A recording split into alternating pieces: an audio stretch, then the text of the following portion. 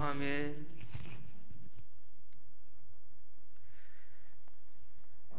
하나님의 말씀은 신약 고린도전서 9장 16절부터 27절까지 말씀입니다. 신약 고린도전서 9장 16절부터 27절까지 말씀입니다.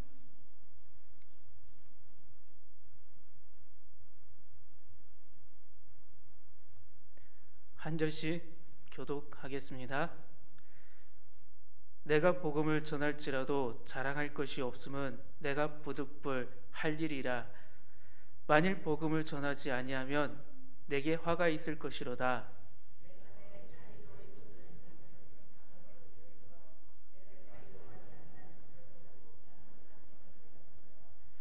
그런즉 내 상이 무엇이냐? 내가 복음을 전할 때에 값없이 전하고 복음으로 말미암아 내게 있는 권리를 다 쓰지 아니하는 이것이로다.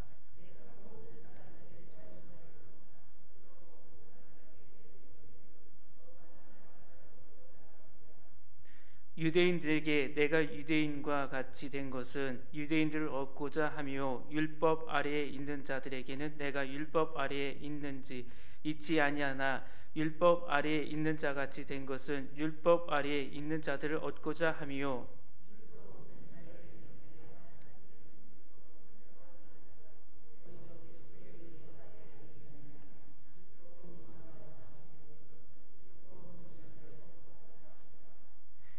약한 자들에게 내가 약한 자와 같이 된 것은 약한 자들을 얻고자 함이요 내가 여러 사람에게 여러 모습이 된 것은 아무쪼록 몇 사람이라도 구원하고자 함이니.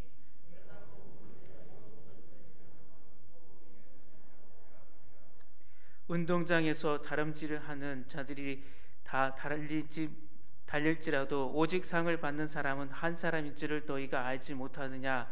너희도 상을 받도록 이와 같이 다름질하라.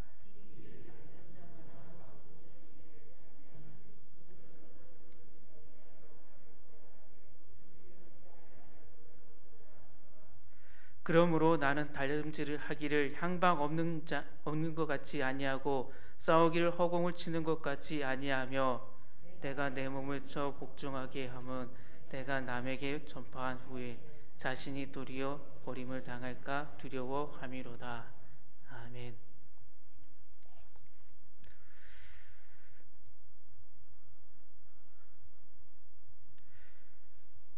본문에 앞서서 고린도 8장, 9장 본문에 앞서는 15절까지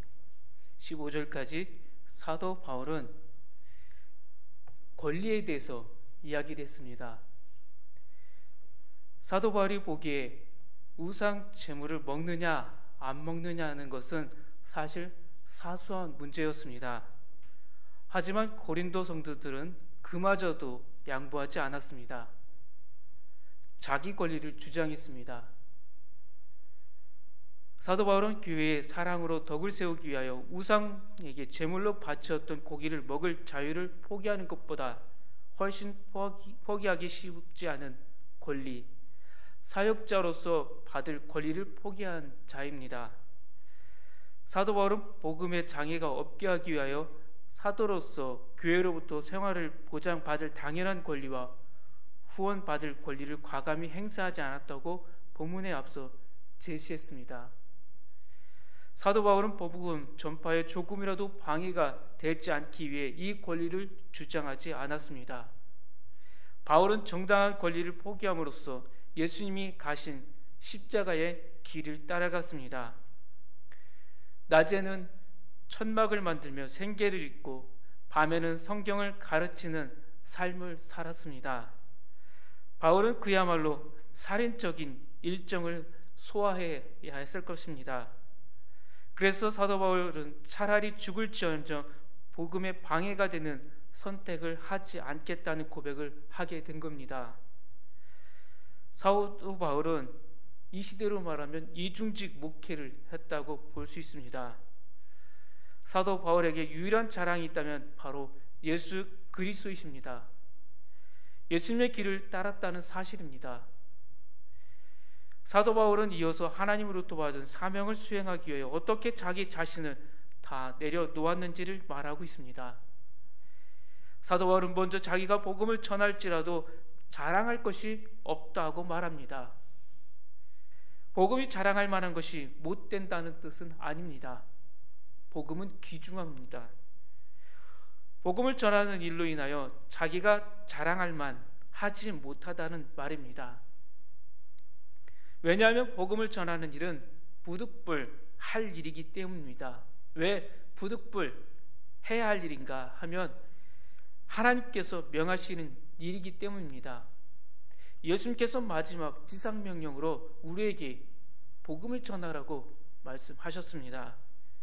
그래서 사도 바울은 만일 복음을 전하지 아니하면 자기에게 화가 있을 것이라고 말합니다. 왜냐하면 그것은 하나님께서 명하신 일이기 때문입니다. 예수 그리스도를 영접한 성도라면 당연히 할 일이라는 것을 말한 겁니다. 사도 바울은 각 지방을 다니며 많은 교회를 개척했습니다. 많은 사람을 구원에 이르게 했지만 그것을 자랑하지 않았습니다. 이 시대의 개념에 빗대어 말하면 전도의 왕입니다. 많은 교회를 개척하여 대형교회 목회자가 된 것을 자랑스러워하지 않았다는 말입니다. 사도 바울은 복음을 전하는 일이 자기가 스스로 원하여 선택한 일이 아니라 하나님으로부터 받은 사명이며 따라서 상 받기를 기대할 일이 아님을 분명히 말합니다. 내가 전도왕이지만 내가 많은 교회를 세웠지만 난 그것을 자랑하지 않겠다는 겁니다. 사명을 받은 사람은 그 사명을 준 사람에게 속한 사람입니다. 마치 주인에게 속한 종이나 노예 같습니다. 종은 주인으로부터 받은 사명을 수행한다고 상을 받거나 대가를 받거나 무슨 권리를 주장하지 않습니다. 그저 하라는 일을 한 것으로 끝나야 합니다. 말이 없다는 겁니다. 다만 사도 바울의 자랑스러운 상은 바로 복음을 값없이 전하고 그 권리를 다 쓰지 않은 것이었다고 본문 18절에서 고백합니다. 그런즉 내 상이 무엇이냐? 내가 복음을 전할 때에 값없이 전하고 복음으로 말미암아 내게 있는 권리를 다 쓰지 아니하는 이것이로다. 종은 주인이 준 사명을 수행하기 위해서는 철저히 종이 되어야 합니다. 종이 가진 생각, 종이 가진 마음, 종이 가진 행동 그 하나하나에 나는 종이다 라는 것이 나와야 한다는 것입니다. 단지 주인에게만 종이 아니라 이를 성사시키기 위해서 필요하다면 누구 앞에서든 얼마든지 자기를 낮출 수 있어야 합니다. 본문 19절 말씀에서 사도 바울은 하나님께서 주신 사명을 감당하기 위해 얼마나 철저히 종이 되었는지를 말합니다. 자신의 생각, 자신의 마음, 자신의 행동 하나하나 종이 되기 위해서 난 노력했다라는 것을 보여주고 있는 겁니다. 그는 하나님의 종으로서 충성하기 위해 모든 사람에게 종이 되었다고 말합니다. 사도 바울은 어떤 신분을 가졌습니까? 사도 바울은 종이 아닙니다. 사도 바울은 본래 종의 신분으로 태어난 사람이 아닙니다. 오히려 세상적으로 보면 누구 못지않게 자랑할 것이 많은 사람이었습니다. 그러나 스스로 모든 사람의 종이 되었다고 합니다. 그것은 진정 하나님의 종이 된 사람만이 할 수 있는 일입니다. 하나님의 종으로서 하나님으로부터 받은 사명을 온전히 수행하려는 뜻을 가진 사람만이 할 수 있는 일입니다. 사도 바울은 본래 자유인으로 태어났습니다. 어디든지 로마 제국 시대에 어디든지 갈 수 있는 자유권을 가진 사람이었다는 겁니다. 그러기에 복음을 전하면서도 막힘이 없었습니다. 마지막에 가서야 복음의 길이 막혔을 뿐입니다. 또 예수 그리스도 안에서 영적으로도 자유이 되었습니다.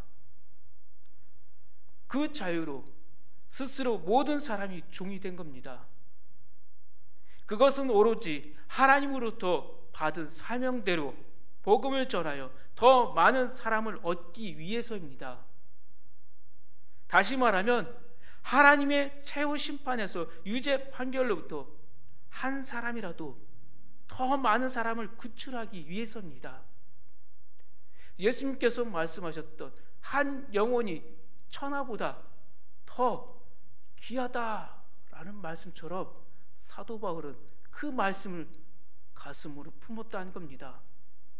나도 예수님처럼 한 영혼이라도 더 구원받을 수 있도록 내가 최선을 다해서 해야겠다는 뜻입니다. 사도 바울의 사명은 복음을 전하는 것이었습니다.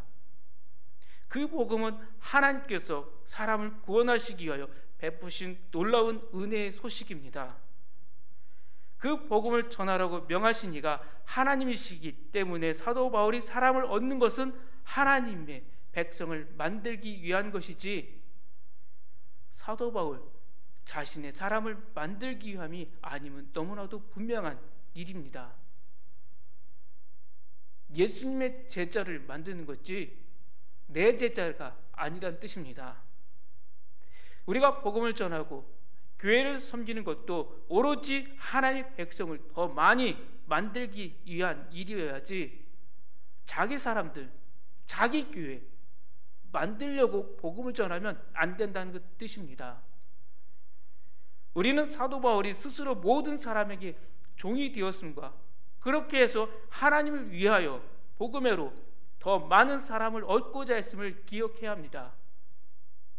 우리가 이 시대에 복음을 전하는 것, 예수님, 예수 그리스도가 우리의 구원자라는 이 소식을 전하기 위해서입니다.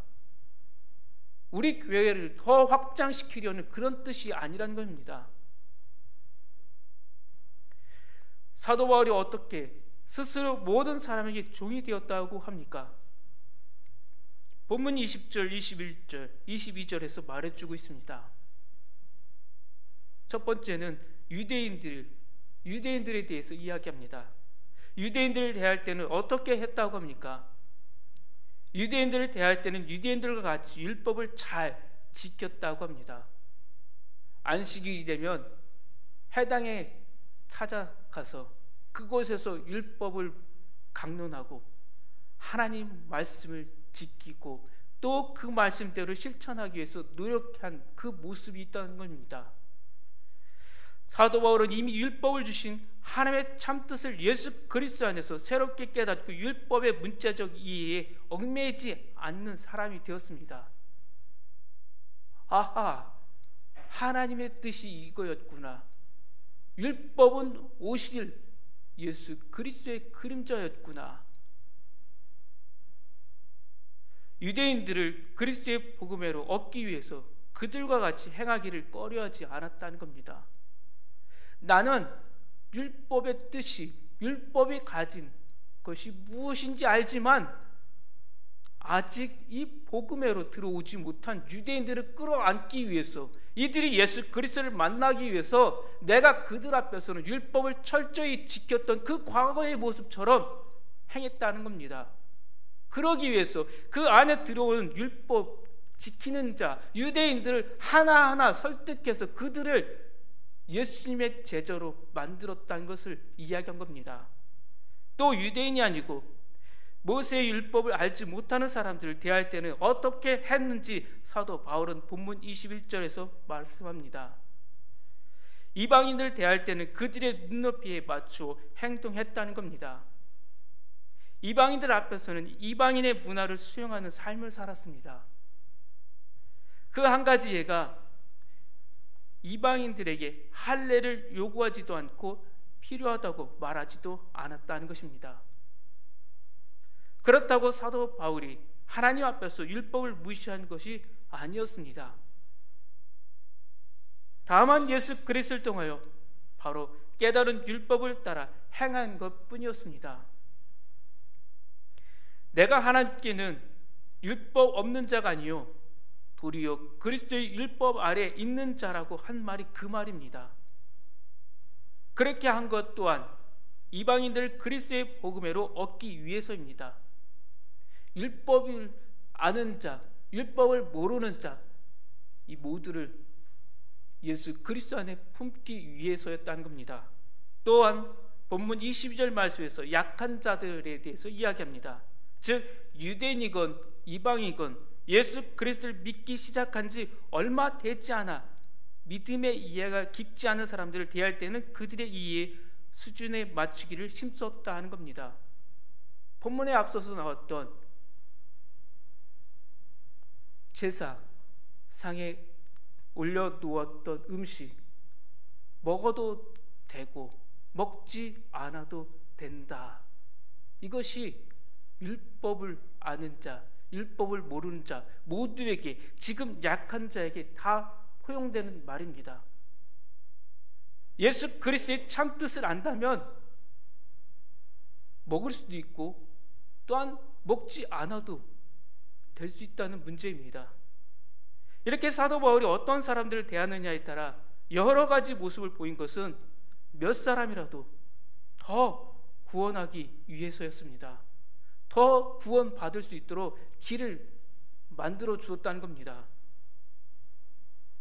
또 사도 바울이 모든 사람에게 자신을 맞추거나 그들 아래로까지 자신을 낮춘 것을 가리켜 모든 사람의 종이 되었다고 한 겁니다. 내가 저 한 사람을 얻기 위해서 저 사람보다 내가 더 낮아져야겠다는 그 생각, 그 마음, 그 행동을 보여주었다는 것을 말해주고 있는 겁니다. 사도 바울이 그렇게 할 수 있었던 것은 오로지 하나님의 종으로서 주님으로부터 받은 사명을 온전히 수행하려는 의지 때문입니다. 예수님께서 전하라고 명하신 복음을 위하여, 그 복음의 진전을 위하여, 복음으로 많은 사람을 얻기 위하여, 가능한 많은 사람들과 복음의 기쁨을 나누기 위하여 사도 바울은 무슨 일이든 못할 것이 없었던 겁니다. 자신의 그러한 뜻을 표명한 것이 본문 23절 말씀입니다. 내가 복음을 위하여 모든 것을 행함은 복음에 참여하고자 함이라. 사도 바울에게 최고의 가치는 예수님 닮기입니다. 예수님이 사랑하신 영혼들이었기에 예수님처럼 그들을 구원하기 위해 포기해야 할 것이 있다면 무엇이든지 포기했습니다. 무엇인가를 가득 붙들고 있으면 진정한 자유를 누릴 수 없습니다. 밭에서 발견한 보화를 얻기 위해 모든 소유를 팔아 버린 사람처럼 영원한 것을 얻기 위해 일시적인 것들을 포기하는 지혜를 가져야 합니다. 사도 바울은 자기의 사명을 감당하기 위하여 어떤 자세로 임했는지를 본문 24절부터 27절 말씀에서 운동 경기에 임하는 선수들의 예를 비유로 들어 설명합니다. 여러 선수가 경기에 임하지만 우승자, 상 받는 자는 오직 한 사람입니다. 경기에서 우승을 하기 위해서는 오직 목표를 향해 달려야 합니다. 그리고 우승을 위하여 자기의 경기력을 최대한 발휘하기 위해서는 오로지 훈련에 전념해야 합니다. 훈련에 전념하기 위해서는 다른 모든 일을 절제해야 합니다. 이것저것 하고 싶은 것 다 하면서는 훈련에 집중할 수 없기 때문입니다. 예수 믿는 사람들도 나중에 하늘나라에서 상을 받기 위해서는 올림픽 경기에 임하는 선수들처럼 그렇게 해야 합니다. 올림픽에서 금메달을 따는 선수들 보면 정말 최선을 다합니다. 그야말로 죽을 힘을 다하여 경기에 임합니다. 그저 슬슬 해가지고 금메달을 따는 사람은 보지를 못했습니다. 우리의 신앙생활도 우리의 전도 활동도 그렇게 최선을 다해야 합니다. 그러면 우리가 받을 상은 무엇이겠습니까?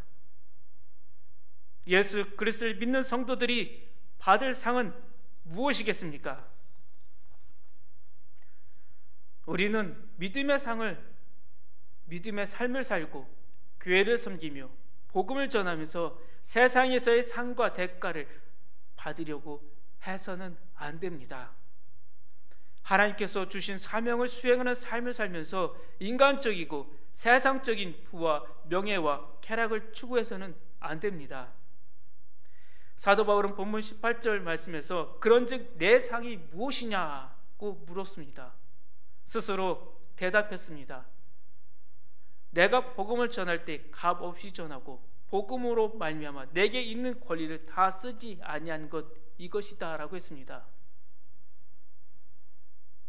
복음 때문에 포기할 줄도 알아야 한다는 겁니다. 사도 바울은 복음을 전하며 물질적 대가나 어떤 명예나 권리 행사도 원하지 않았던 겁니다. 그 자체를 자기의 상이라고 여겼던 겁니다. 본문 24절 말씀에서는 너희도 상을 받도록 이와 같이 다름질하라. 이와 같이 나처럼 하라는 겁니다. 그러나 그것은 썩지 아니할 상이라고 합니다. 하늘나라에서 누릴 영원한 상이라는 겁니다. 이 땅이 아닌 하늘나라에서 받을 상, 천국에서 받을 상을 기대해야 합니다. 교회 안에서 일 좀 했다고 인정받고 칭찬받으며 어떤 보상을 기대하거나 권리를 주장하거나 권세를 부리려고 해서는 안 됩니다.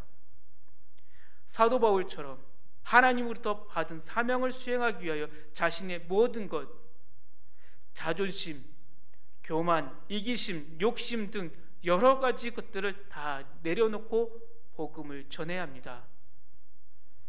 사도 바울에게 유일한 자랑이 있다면 예수님의 길을 따랐다는 사실입니다.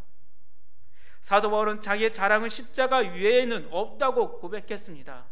사도 바울처럼 복음만 자랑해야지 자기 자랑하면 안 됩니다. 나는 자랑할 것 없다고 늘 겸손해져야 합니다. 상 받으려고 믿음 생활하면 안 됩니다. 우리가 성도이기에 열심히 성경 말씀을 통독해야 합니다. 열심히 기도 생활해야 합니다. 열심히 공적인 예배 드리려고 노력해야 합니다. 열심히 성도들과 함께 친교 모임에 앞장서는 성도가 되어야 합니다. 이렇게 할 때 개인적인 신앙도 성장하고 교회도 영적으로 성장할 수 있습니다. 또 하나 우리가 생각해 볼 일이 있습니다. 이 시대에 복음을 전하는 일, 우리는 어떻게 복음을 전해야겠습니까? 사도 바울이 품었던 그 종과 같이 복음을 전해야 합니다. 주님께서 명령하신 이 복음을 위해서 나의 모든 것 내려놓고 종답게 복음을 전해야 합니다. 사명을 향해서 달려가야 합니다. 교회에서 상을 주지 않아도 열심히 복음을 전해야 합니다. 내 사람 만들려고 교회 오라고 외치는 것 아닙니다. 예수 그리스도 믿고 우리 함께 저 천국에서 영원한 나라에서 함께 하자고 외쳐야 합니다. 예수 그리스도만이 우리의 영원한 구원자라는 이 사실을 오늘도 힘있게 전하셔야 합니다. 우리가 전하지 않는다면 이 세상은 악으로 계속해서 가득 찰 겁니다. 사도 바울이 가졌던 이 사명, 종과 같은 마음을 가지고 열심히 복음을 향해 달려가야 합니다. 상을 받든 안 받든 우리는 예수 그리스도의 제자로서 또 다른 예수 그리스도의 제자들이 나올 수 있도록 우리가 사명감을 가지셔야 합니다. 하나님께 우리의 모든 것을 맡기고 주어진 사명에만 충성하며 그것으로 만족하고 감사할 줄 아는 우리 모두가 되기를 소망합니다. 기도하겠습니다. 하나님, 사도 바울처럼 나의 자랑은 예수 십자가 외에는 없다는 고백이 나오게 하여 주옵소서. 상 받기 위해서가 아니라 상 받기보다는 우리의 사명이 복음 전파라는 사실을 늘 기억하는 성도가 되게 하여 주옵소서. 상을 받든 안 받든 우리가 이 구원으로 하나님의 은혜에 누리는 삶이 된 것처럼 또 다른 아직 예수 그리스도를 믿지 못하던 많은 주의 백성들이 돌아오는 역사가 일어날 수 있도록 우리가 열심히 힘써서 복음 전하는 일에 더욱더 달려가게 하여 주옵소서. 이 일을 위해서 우리 교회와 우리 성도들이 쓰임받게 하여 주옵소서. 오늘도 이 일을 위해서 힘쓸 때마다 놀라운 성령님 역사해 주시고 이들에게 한없는 은혜와 사랑을 베풀어주시고 힘주시고 능력을 더하여 주시옵소서. 아버지 하나님, 한국교회 다시 깨우쳐 주시옵소서. 교회가 해야 될 일을 하지 못하고 있습니다.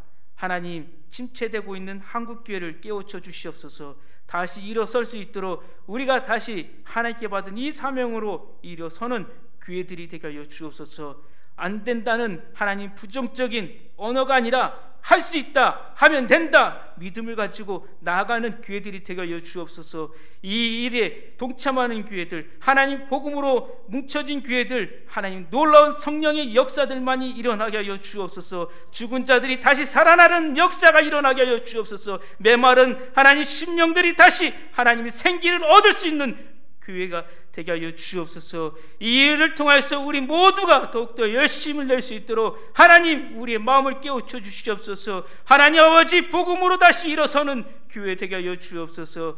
아버지, 연약한 성도들이 있습니다. 주님 만져주시고 회복시켜 주시옵소서. 개인적인 여러 가지 기도 제목을 놓고 기도하는 자들이 있습니다. 그 간구하는 모든 제목마다 응답이 있게 하여 주옵소서. 아버지 하나님, 정전협정 70주년을 맞고 있습니다. 하나님 아버지, 남북이 아직도 통일되지 못하고 있습니다. 주님, 이 땅이 다시 하나가 될 수 있도록 역사하여 주시옵소서. 남북에 하나님 놀라운 성령의 바람이 일어나게 하여 주시옵소서. 아버지, 무서운 전쟁은 떠나게 하여 주시고 이 땅에 거룩한 성령의 역사들만이 다시 일어나게 하여 주옵소서. 그 과거에 뜨거웠던 하나님 복음의 바람이 다시 일어나게 하여 주옵소서. 한반도를 통하여서 전 세계가 다시 하나님 일어설 수 있도록 이 땅이 하나님이 거룩한 땅이 될 수 있도록 역사하여 주시옵소서. 악한 마귀 사탄들 다 물리쳐 주시옵소서. 주님의 능력이 나타나는 이 한반도가 되게 하여 주시옵소서. 복음을 전하는 주의 백성들을 기억하여 주시옵소서.